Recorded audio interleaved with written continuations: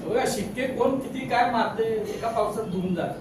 मुळात मी इतिहासाचा अभ्यासक आहे, शिवाजी महाराजांचा प्रेरणा मला मिळालेली आहे। कोण काय शिक्के मारते याचा काही संबंध नाही। महाविकास आघाडीचं सरकार होतं त्यावेळेला सुद्धा आम्ही बोललेलो आहे, शाहू महाराजांची जो 100 वर्ष त्यांच्या निधनाला झाली त्यावेळेला ते पैसे देऊन बोललो आम्ही जाहीरपणे, सरकार त्यावेळेला सुद्धा काय करत नाही म्हणून। सरकार कोणाचा याचा संबंध नाही। शिवाजी महाराजांच्या बद्दल ज्या ज्या वेळेला खोटं कोणी बोलेल त्या त्या वेळेला अभ्यासून प्रकट व्हायचं असं आमचं मत आहे। आता शिवाजी महाराजांनी वाघनखानं मोगल जनरलला मारलं का आदिलशाही सेनापतीला मारलं? ग्रँड डफ सारखा इतिहासकार अशी चूक करणार नाही ना, कळलं का? दिस रिलीक म्हटलंय, this relic was given to mister James Grant Duff of Eden when he was resident at Satara by the prime minister of the Peshwa of Maratha. आता प्राईम मिनिस्टर कोण होता पेशव्यांचा? ज्यावेळेला तो साताराचा रेसिडेंट होता ना त्यावेळेला पेशवाई गेलीच होती, काय संबंधच नाही। मजकूर सुद्धा सगळा चुकीचा आहे या डबीवरचा। मुळात डबी जुनी नसल्यामुळं डबी कोरणाऱ्यांनी तो मजकूर जो दिलाय तो चुकीचा दिलाय आणि त्याच्या आधारावर मंत्री महोदय सांगायला ती वाटणं शिवाजी महाराजांचे। अजून दुसरे पुरावे तर बघा, साताऱ्यात बघितले जेनं दिली त्या माउंट एल्फिस्टनचा हा जो मुलगा आहे ना, माउंट एल्फिस्टनचा, तरी देखील वागणं सरकार आणतंय। एक प्रकारे सरकार अजूनही लोकांची दिशाभूल करण्याचा प्रयत्न या निमित्तानं करतंय का? आता मी तर तुमच्या समोर सगळे पुरावे ठेवले, हे सरकारनं परत एकदा क्रॉस चेक करावेत। आणि मी मुख्यमंत्र्यांना विनंती करतोय, महाराष्ट्रातल्या विधानसभेतल्या सगळ्या आमदारांना, विरोधी पक्ष नेत्यांना विनंती करतोय की महाराष्ट्राची घोर फसवणूक शिवाजी महाराजांच्या वागणुकीसारख्या संवेदनशील विषयात करून घ्यायची नसेल तर त्यांनी याच्यावर पुन्हा एकदा आवाज उठवला पाहिजे आणि त्या सांस्कृतिक मंत्री, सांस्कृतिक सचिव आणि संबंधितांना त्यांनी अभ्यास करून परत बोला, लिहा म्हणून सांगितलं पाहिजे। जी वागणूक शिवाजी महाराजांची वागणुकी असल्याचा स्पष्ट उल्लेख आहे। आता हे माझ्याकडे तर बघा, ही पहिली दिल्लीची कमिटी केली, भारत ब्रिटिश सरकारकडून भारतात परत आणलेली छत्रपती शिवाजी महाराजांची वाघनखे शिवशस्त्र शौर्य प्रदर्शनाकरता जिल्हा समिती गठीत करण्याबाबतचा आहे, 7 जानेवारी 2024 आहे। आता याच्यात म्हटलंय ना परत आणलेली, म्हटलंय आणायच्या अगोदरच आणलेली म्हटलंय। स्वतः जीआर काढताना बघतात का नाही हा प्रश्न आहे। असे कितीतरी जीआर आहेत आणि हे इंटरनेटला आहेत सांस्कृतिक खात्याच्या। पहिल्यांदा त्यांनी शिवाजी महाराजांची वागणूक म्हटली आणि ज्या वेळेला आम्ही ही वागणूक शिवाजी महाराजांच्या नाही पहिल्यांदा जेव्हा सांगितलं त्यानंतर शिवाजी महाराजांची वागणूक शब्द जीआर मधून होता काढलाय, मग तुम्ही तो का काढला? तुमच्याकडे ठाम संदर्भ असते तर। असे अनेक प्रश्न आहेत। तिथं त्या लंडन मध्ये जाऊन ऍडव्हर्टाइज केले हिने, वाघनखत कुठं आणता हे का वाघनखाची ऍडव्हर्टाइज लंडन मध्ये जाऊन ऍडव्हर्टाइज करता, हा काय आता फुकट झाला असणार आहे का? हे काय हे सरकारचे जे प्रधानमंत्री आणि हे सगळे आहेत सांस्कृतिक मंत्री, हे फुकट आहे का? अधिकृत आहे महाराष्ट्र शासनाची ऍडव्हर्टाइज, ही फुकट आहे का? खर्च जर म्हणतात ना 55 लाख रुपयाचं खर्चाचं जीआर आहे ना, 55 लाख रुपयाला मान्यता दिलेली, हे अशा अनेक गोष्टी त्याच्यात आहेत। हा जीआर आहे, छत्रपती शिवाजी महाराजांची वागणुके परत आणण्यासाठीच्या प्रवास व इतर खर्चाच प्रशासकीय मान्यता हे दिलेलं आहे। 50,14,550 जीआर आहे। आता एवढं सगळं असताना सभागृहाच्या पटलावर फोटो कसं काय बोलतो? शेवटचं जे निवेदनात आणण्याचं जो अट्टहास केलेला आहे, तर हे राज्य शासन कोणाला पोहोचण्याचं, कुठल्या कंपन्या जगवण्याचं किंवा कोणाला याच्यासाठी हा अट्टहास करते असं वाटतं किंवा राजकीय पोळी भाजून घेण्यासाठी हे सगळं चालू आहे का? 100% राजकीय पोळी भाजून घेण्याचंच काम आहे असं दिसतंय माझ्यासारख्या अभ्यासकाला। कारण जी गोष्ट शिवाजी महाराजांची नाही त्याच्यावर कशाला खर्च करताय? जी गोष्ट शिवाजी महाराजांची आहे त्याच्याकडे तुम्ही बघत नाही। तर अनेक गड किल्ले आहेत, अनेक गड किल्ल्यांवर अतिक्रमण झालं, विशागडचा प्रश्न गाजतोय। 1.5 वर्ष यांनी वकील दिला नाही विशागडच्या प्रश्नात, बघितलंच नाही, आम्ही सातत्यानं फॉलो घेतोय। आता काहीतरी इलेक्शनच्या तोंडावर काहीतरी तकलिफी कारवाई केल्यासारखं दाखवतील परत। शिवाजी महाराजांच्या विषयी यांचा अभ्यास नाही सांस्कृतिक मंत्र्यांचा, हे याच्यातून सिद्ध झालेलं आहे। महाराष्ट्राचं अनेक महत्त्वाचा मुद्दा तुम्हाला सांगायचा आहे, त्यांनी त्यांच्या ह्याच्यात सांगितलं की शिवाजी महाराजांच्या राज्याभिषेकाला 350 वर्ष झाली मुलींनी 4-5 किती 7-8 जणांच्याकडनं इक्वेशन केली. मग शिवाजी महाराजांचा 300वा राज्याभिषेक महाराष्ट्र शासनानं यशवंतरावजी चव्हाण साहेबांसारखा अत्यंत विद्वान सुसंस्कृत मुख्यमंत्री त्यावेळेला होता, हा 1974ला साजरा केला. मग ते चुकले का? शिवाजी महाराजांचं पुण्यतिथी जो आहे ती 1980ला साजरी केली, मग ती लोक चुकलीत का? असे अनेक. आता आपण शाहू महाराजांचं जे शतकोत्तर सुवर्ण महोत्सव साजरा करतोय तो या वर्षी 2024ला करतोय, कारण शाहू महाराजांचा जन्म 1874 झाला. मग आपण चुकतोय का आणि आत्ताचं शासन चुकतंय का? राज्याभिषेक 1 वर्ष अगोदर का घेतला याचं उत्तर नाही देत. कुठल्या 8 जणांची तुमची गणित कच्ची असतील ना, मागच्या लोकांचं तुम्ही अपमान का करताय? मग मागचे जे काही याच्या अगोदरचे जे सगळे शतकोत्तर महोत्सव झाले किंवा त्रिशताब्दी महोत्सव झाले, शिवरायांचे असतील किंवा अनेक सगळ्या लोकांचे महामानवांचे, मग मागच्या लोकांनी चुकीच्या पद्धतीनं गणित केली आणि हेच एकटे अत्यंत विद्वानग्रस्त असे आले की त्यांचं गणित त्यांनी परफेक्ट केलं आणि राज्याभिषेक 350 2023लाच केला असं म्हणावं लागतं. लिहिलेलं आहे की वाटणं माझ्याकडं कधी आली ती notes of an Indian journey. He visited Satara between 19 फेब्रुवारी ते 2 मे 1875ला तो आलेला आहे, लक्षात ठेवा. आणि आमचे मंत्री महोदय काय सांगतात की पेटी जी आहे ती 1825ला तयार झाली. चुकून फंबल झाला असेल असं मान्य करू, पण 1875ला तो इथं आलाय आणि त्यानं हे ते पुस्तकाचं त्याच्या मुखपृष्ठ आहे, हा तो व्यक्ती आहे आणि त्यानं ती अस्सल वागणं सातारा छत्रपतींच्याकडे बघितल्याचं त्याच्या पुस्तकात लिहून ठेवलं. असे कितीतरी संदर्भ आहेत. वर्तमानपत्रीय तर मग संदर्भावर ते जे सांगतात दंडी कुरिअर आणि हे जे संदर्भ सांगतात ना, त्याच्यावर जर जायचं झालं तर ही जी काय 6 वागणक आहेत ना विक्टर अल्बर्ट म्युझियम मध्ये किंवा जगभरातल्या अनेक संग्रहालयातली, अशी सगळीच वागणक शिवाजी महाराजांनी वापरली असं होईल. वर्तमानपत्रीय संदर्भाच्या आधारावर जायचं. इतिहास वर्तमानपत्रीय संदर्भाच्या आधारावर चालत नाही. इतिहास हा डॉक्युमेंटच्या आधारावर चालतो. इतिहास हा आय विटनेसच्या आधारावर लिहिला जातो, बोलला जातो. आता ह्या साध्या गोष्टी सांस्कृतिक मंत्र्यांना जर समजत नसेल तर आपण काय करू? सर, तुम्ही म्हणताय असे अनेक संदर्भ आहेत, मात्र तुमच्यासोबत इतर जे इतिहास अभ्यासक आहेत, संशोधक आहेत, त्यांना ह्याच म्युझियमकडनं हेच पत्र आहे ते त्यांना देखील देण्यात आलेलं आहे. मात्र ते कुठेही या प्रकरणावरती बोलत नाहीयेत किंवा ही वाकणं खरी आहेत की खोटी आहेत याबाबत देखील काही बोलत नाहीत. त्यांनी एवढा सगळा इतिहास देखील लिहिलेला आहे, त्यांनी अभ्यास देखील केलेला आहे. तरी नाही, कुठल्या संशोधकांना म्युझियमनं काय पत्र दिले मला माहित नाही. मला या म्युझियमची 2 पत्र आले, ती थेट संचालकांचे आलेले आहेत, म्युझियमच्या क्युरेटरची नाही. त्याच्यामध्ये त्यांनी स्पष्ट ही वागणक आम्हाला 1971ला मिळाली.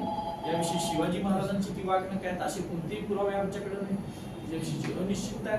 ती डबी सुद्धा जी तयार झाली ती 1900च्या नंतर तयार झाली असं त्यांच्या पत्रातच आहे. म्हणजे जी डबी जी म्हणतात ना डबी, त्या डबीवर सुद्धा तो डबीचा मजकूर तर इतका धादांत मोठा मजकूर आहे त्या डबीवर जो आहे.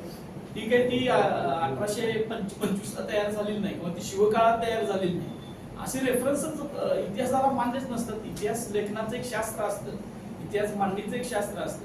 त्या शास्त्रानुसार या सगळ्या गोष्टी मांडायच्या असतात, त्याला अत्यंत पुरावे असतात, बघायचं असतं, क्रॉस चेक करायचं असतं. आणि बाकीच्या संशोधक का बोलत नाहीत हे आता मी सांगू शकत नाही.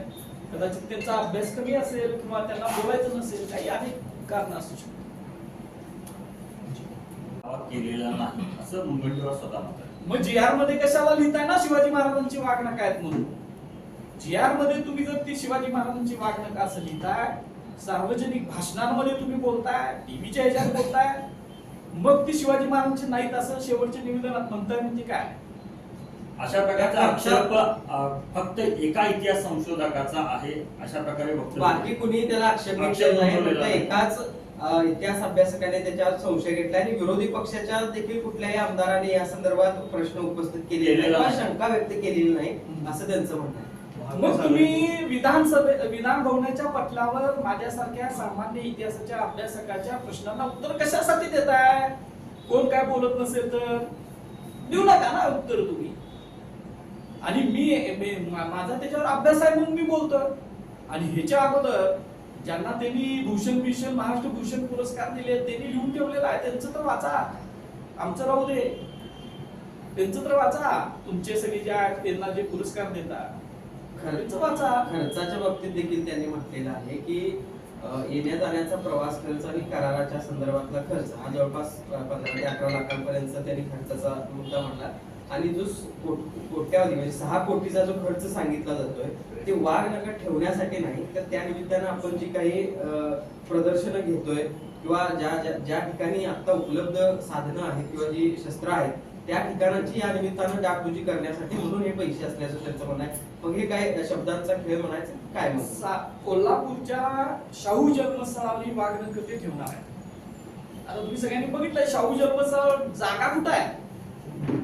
वाघ 7 कोटी रुपये खर्च करण्या एवढी जागा कुठं आहे आणि एवढी शस्त्र 7 कोटी एका खोलीमध्ये तुम्ही 40 बाय 50च्या एका खोलीमध्ये 7 कोटी रुपये एवढे काय खर्च करणार आहात? GR आहे, मी पण नाही बोलत, मी कुठलंही माझ्या मनाचं नाही बोललेलो. शासनानं जे GR काढलेला आहे त्या GRच्या आधारावर होतं आणि नुसता GR काढून थांबलेलं नाही.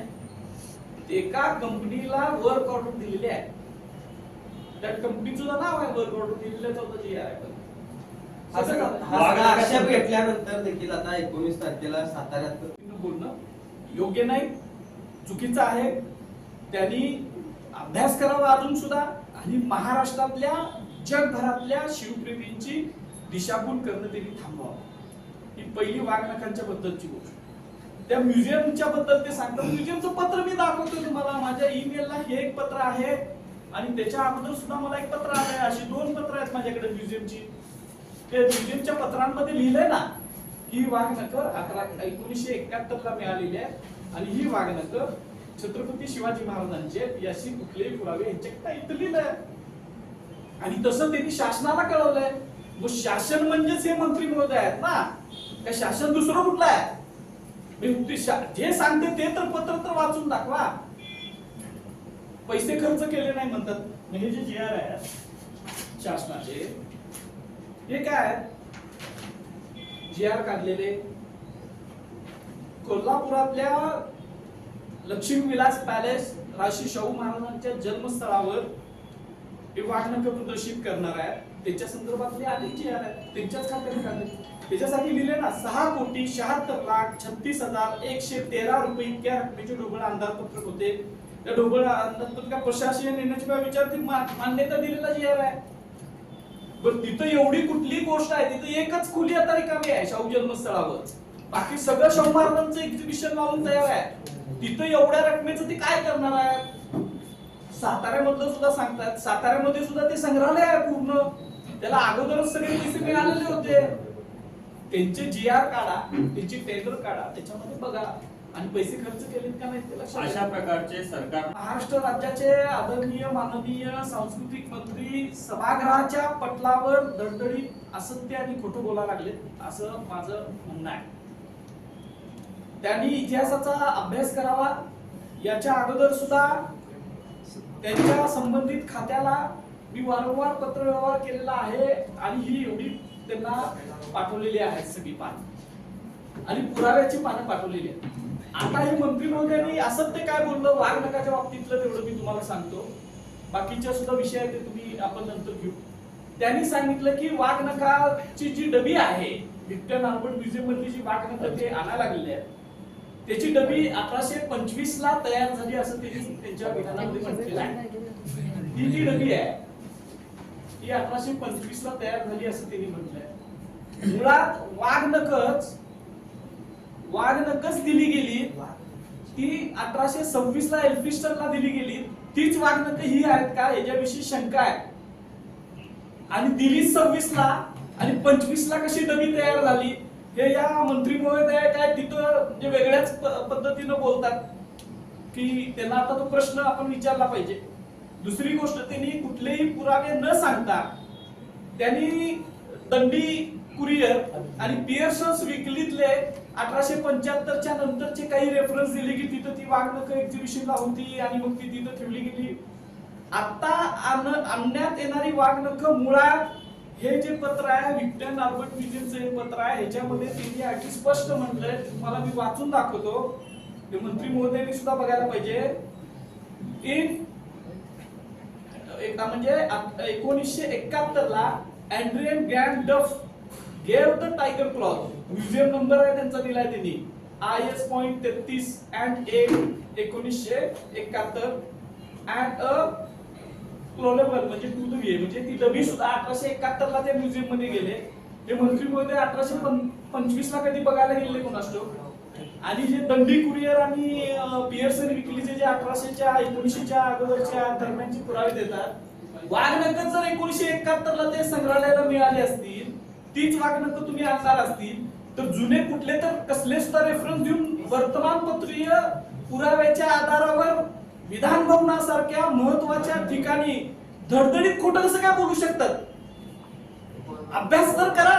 महाराष्ट्र राज्यासारख्या ज्यांना इतिहास संशोधकांची एक मोठी परंपरा आहे, जे राज्य पुरोगामी म्हणून ओळखलं जातं, अशा राज्याच्या सभागृहामध्ये शिवाजी महाराजांच्या नावानं राजकारण करायचं म्हणून तुम्ही खोटं बोलता, याच्यासारखी दुर्दैवाची गोष्ट नाही.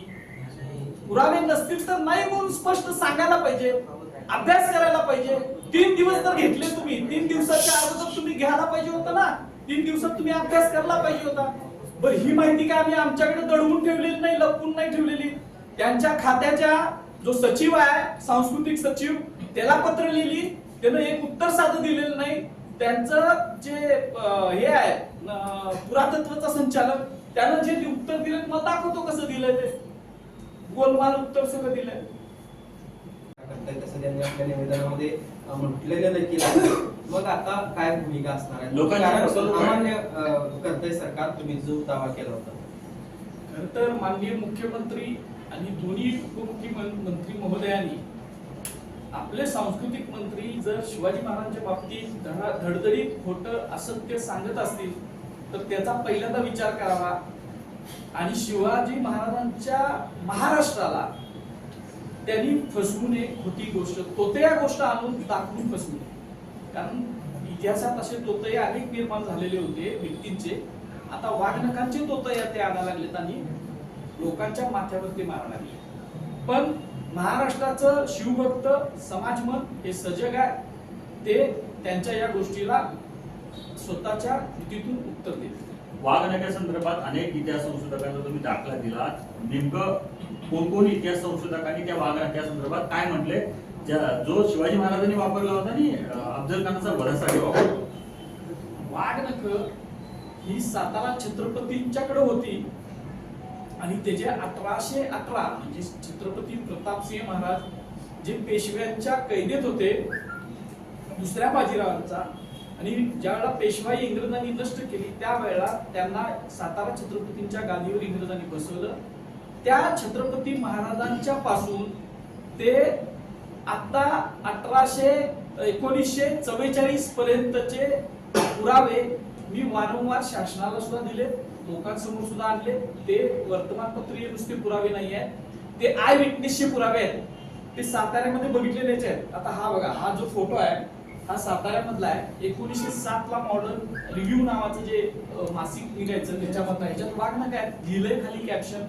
एवढंच नाही, ह्याच्या अगोदर सुद्धा आता जी वाघनख ते आणणार आहेत 1971 ला आपल्या विक्टन अल्बर्ट म्युझियम मध्ये दिलेली, ज्याच्याकडे ती वाघनख होती त्या माउंट स्टुअर्ट ग्रँड डफ त्याचं नाव आहे. ग्रँड डफ रेसिडेन्स जो होता सातारचा, त्याचा तो मुलगा आहे, तो स्वतः आलेला होता. तो आला, त्याने ती वाघनख साताऱ्यात बघितली आणि त्याचे आल्या तिथं गेल्यानंतर लंडन मध्ये तो गव्हर्नर आहे, मद्रासचा गव्हर्नर होता. तो साधा माणूस नाही आहे, कोण मोठा वरिष्ठ इंग्रज अधिकारी आहे. आणि त्याच्याकडे जी वाघनख होती तशा पद्धतीची माझ्याकडे जी रिप्लिक आहे असं त्यानं मान्य केलं.